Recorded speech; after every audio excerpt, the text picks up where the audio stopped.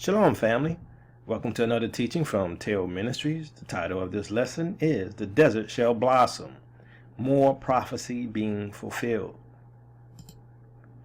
For those who have been following our teachings about the end times, you will be able to understand the timing of the events as we see them. There are a lot of things happening around the world that are not making national headlines, things that are mind-blowing. The question we have to ask ourselves, is all of this just coincidence? So, we see a lot of things that seem to fit what the Bible says is going to happen in the last days. And there's other people, Gentiles, who see the same. Now, the difference is the Gentiles cannot put the timing together. They cannot put the events together because they believe that the fake Jews in Israel are the true Hebrew Israelites of the Bible. And so unless you know who the true Hebrew Israelites of the Bible is, you cannot understand end-time prophecy. It's impossible because you don't know what the message or the theme of the Bible is. And we've discussed what that message and theme is. Now, the other thing we need to understand is that you must go back and watch our other end-time prophecy videos, especially the ones dealing with the fall of Babylon, about the 400 years, things like that, in order to have an understanding of why we place the events as we do.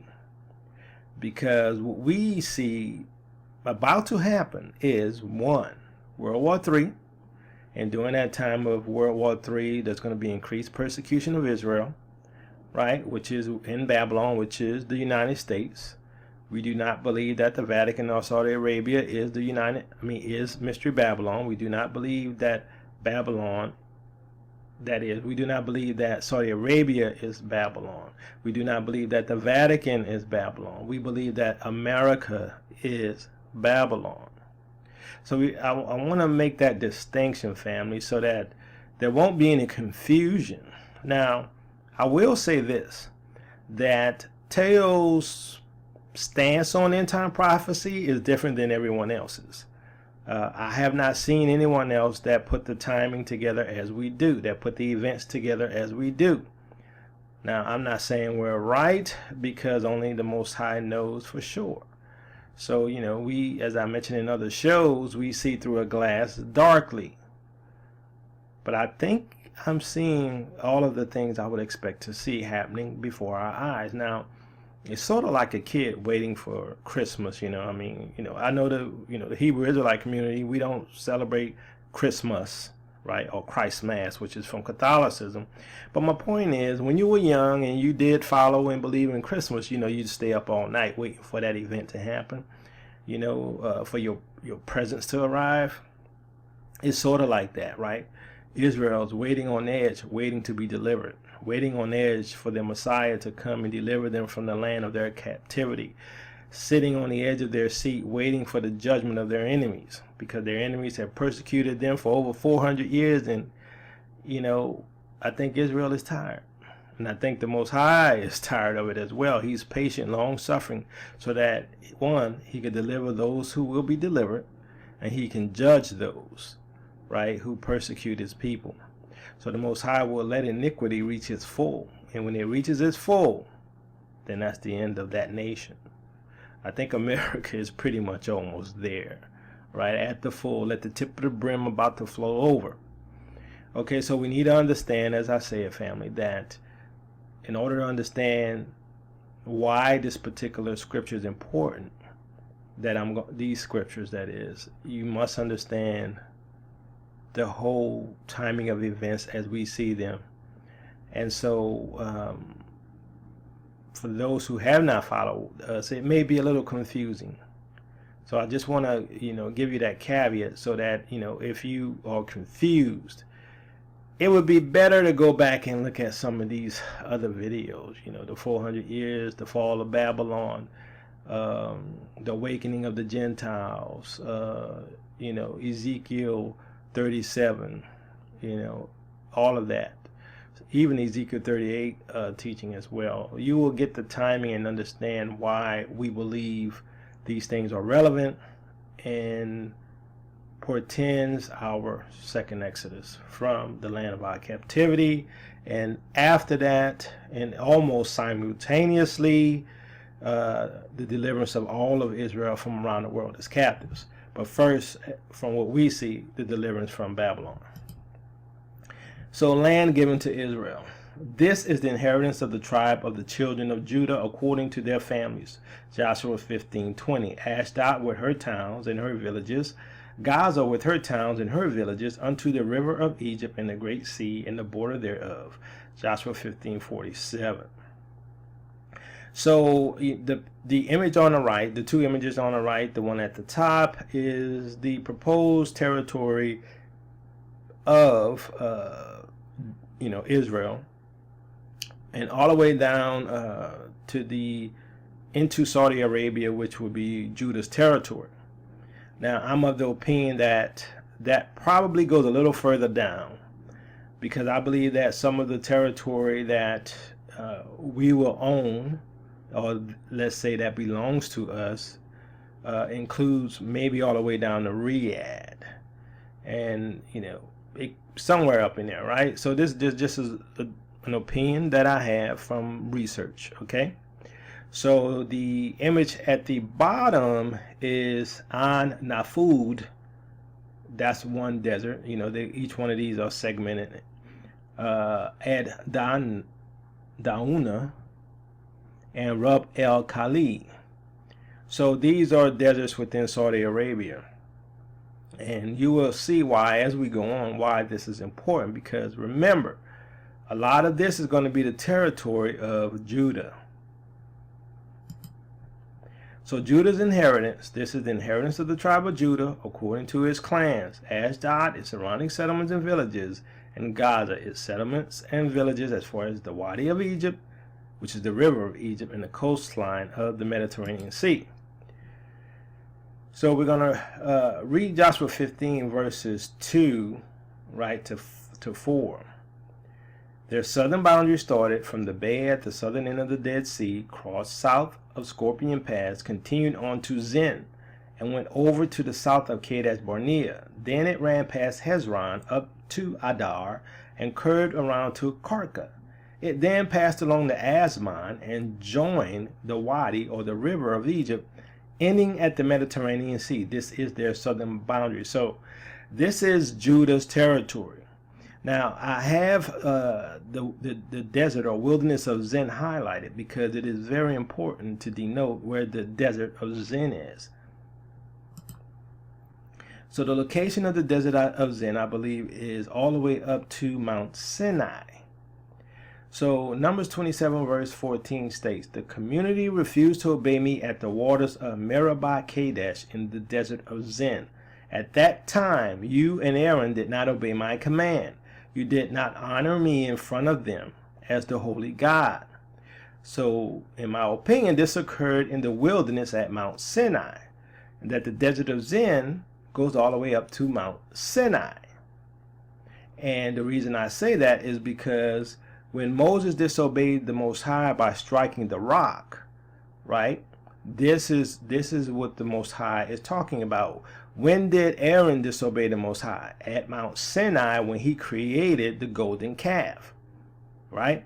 Now, what many, especially people, within camps, they don't understand the symbologies in the Bible as well. So one of the reasons that Moses got in trouble for striking the rock is because Yeshua is the rock, and he is the rock where the rivers of water flows up into eternal life, as he talked about. So Moses wasn't supposed to strike the rock. Okay, so he disobeyed the Most High, and that's why he could not go into the promised land. So it says that at that time, Moses and Aaron, did not obey my command.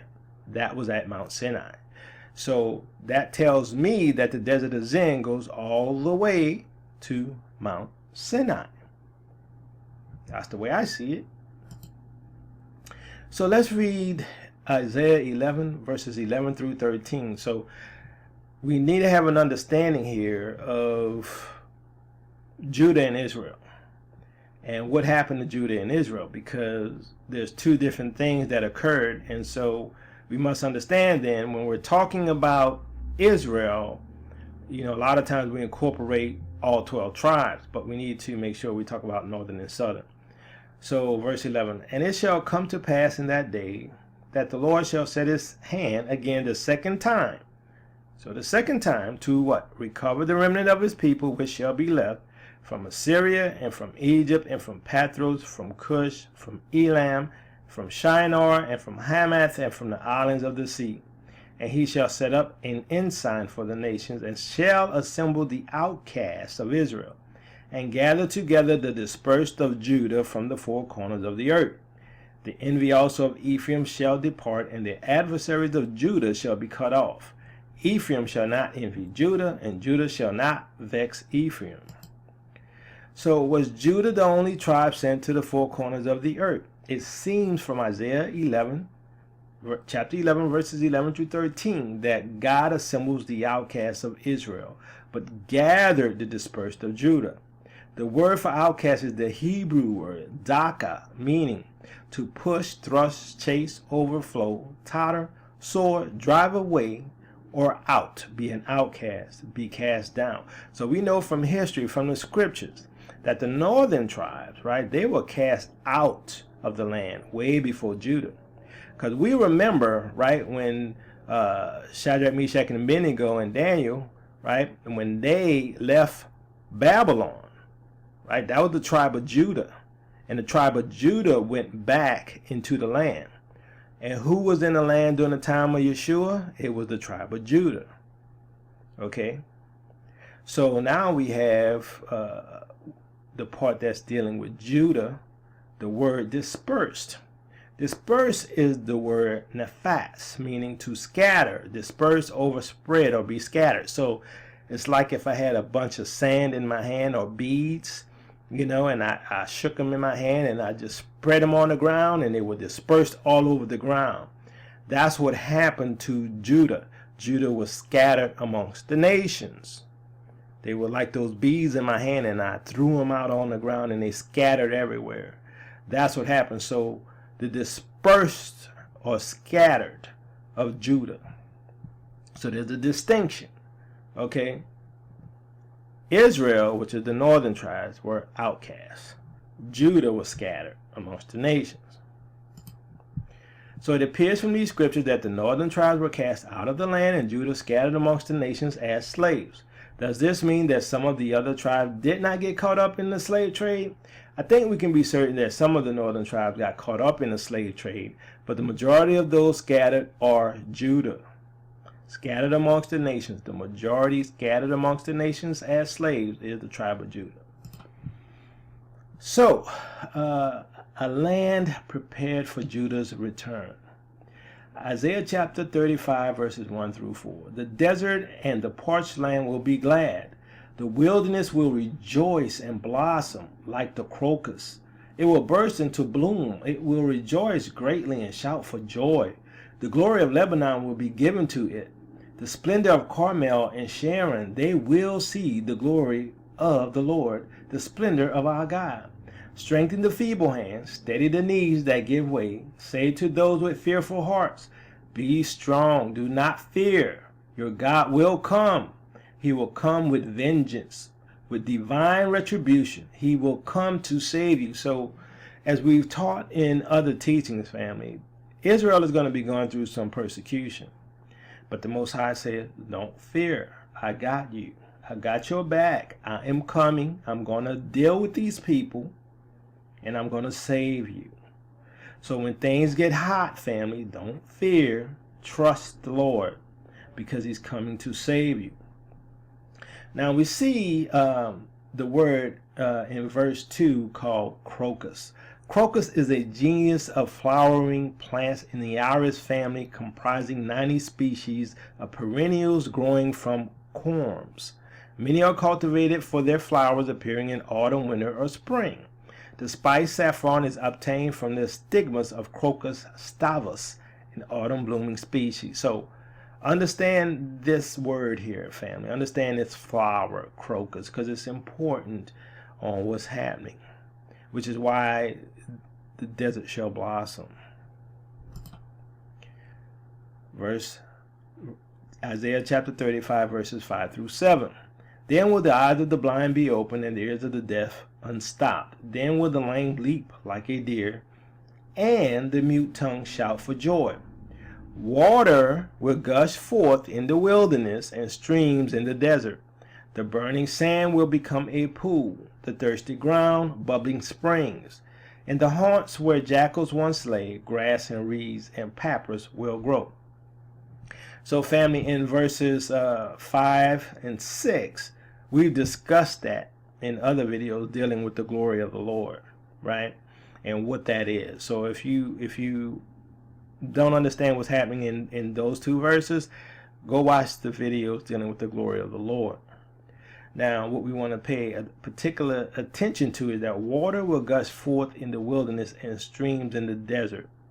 Okay, the burning sand will become a pool, the thirsty ground bubbling spring. So basically, the desert is going to blossom. Okay, and what desert? What desert is going to blossom? It is the desert that belongs to Judah, which is the wilderness or the Desert of Zin. Okay, which is why I showed you what Zin is, which is really the deserts in Saudi Arabia, because that is inclusive of the territory given to Judah. And remember, okay, Judah is the one that's leaving first, right? Because Babylon is going to be destroyed, so Judah must leave Babylon first. And then the rest of the family, the rest of the tribes around the world are going to be brought back together with them. But Judah's going to be the one that's leaving first. So something must happen. Right now, we understand that the Most High, He prepares things first. Okay? Just like when the Lord Yeshua, before He came, there were roads already built by Rome, things like that, so that the gospel could go forth to the nations, right? That system was set up to make it easier for the gospel to go to the different nations. So must it be for the return of Israel, okay? Now remember, many of us, we're looking to go back to Jerusalem, and we are, because I've showed you how Jerusalem is going to be crowded. But as big as Israel is, right, everyone can't fit in Jerusalem. So we must look at the territory that was originally given to us. And I showed you the territory given to Judah. And this territory includes the Desert of Zin, which is parts of Saudi Arabia.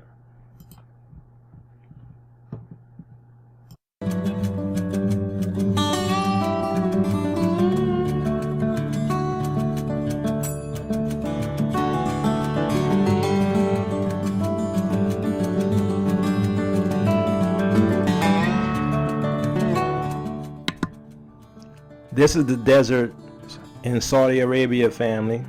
Floods, rain, snow. Think about the scriptures we just went over.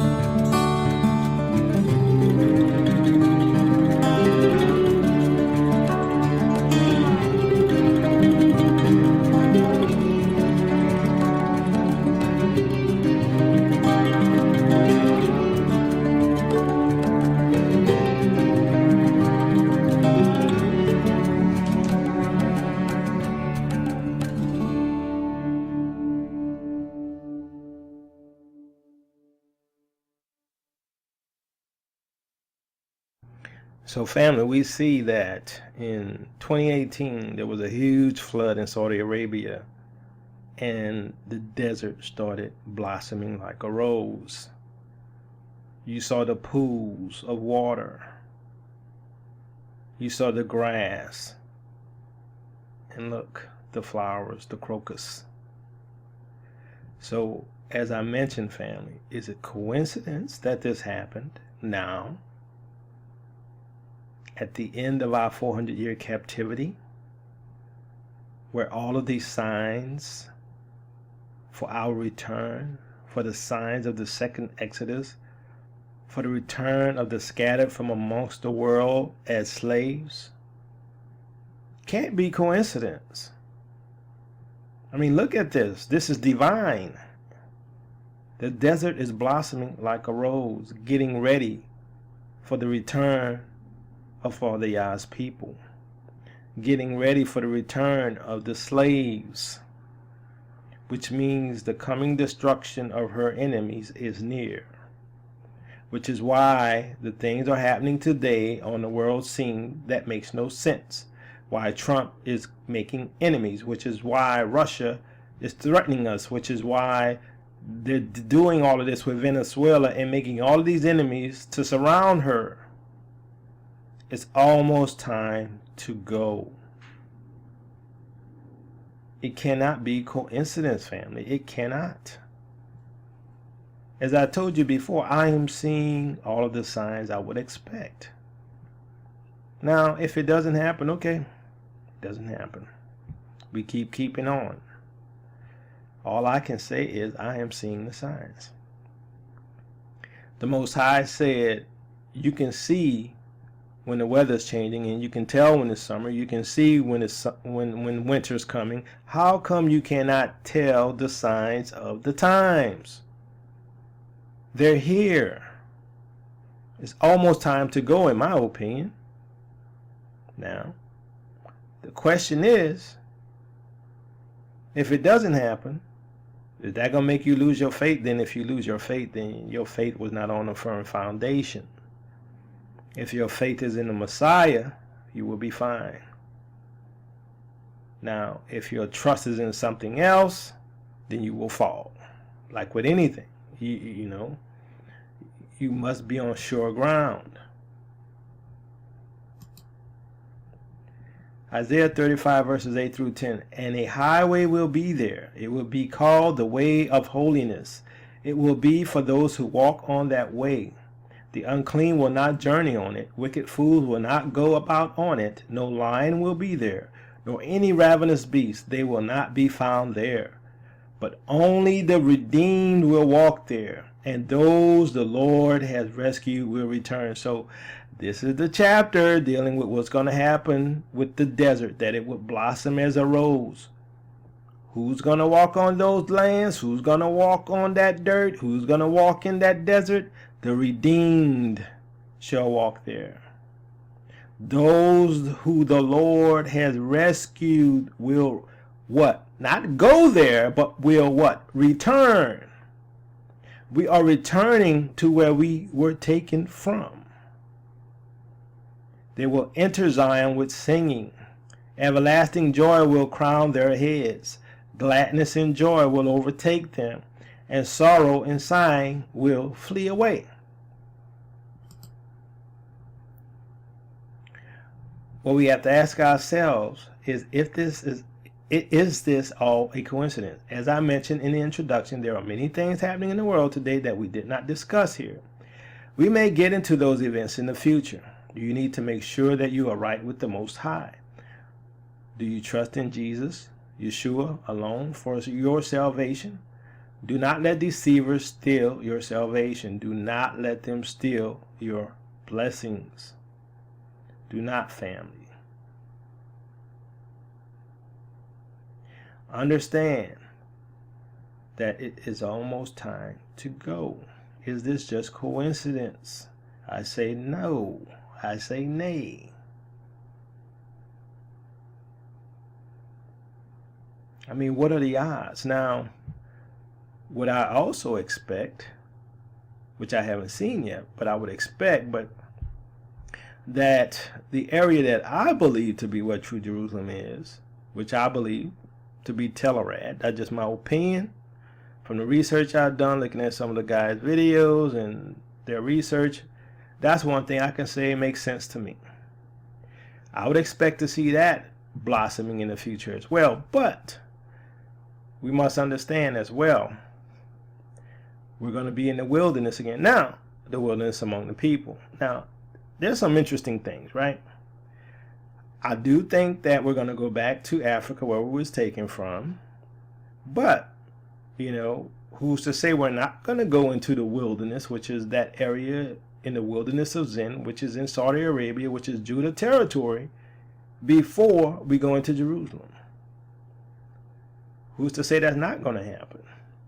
You know, because the Most High always prepare a place before we enter, right? Just like he prepared the Garden of Eden for Adam and Eve before he created them. So before we return any place, he's going to prepare that place. Just a thought. Interesting times, family. So if you like what we do, please become a Patreon member and help us to reach out to the diaspora worldwide. You know, we really would like to be able to go out and reach out people worldwide and teach them the truth of the gospel and teach them the truth of their heritage. Let them know that they are above and not beneath. That this world was created for them. For them. But yet they must believe in the Messiah. They must receive their inheritance through their belief in Yeshua. And their belief in Jesus Christ. Now, I know some of you don't like that name. I do. Glory and honor to the Most High Yah. Israel, your captivity is ending. Shalom.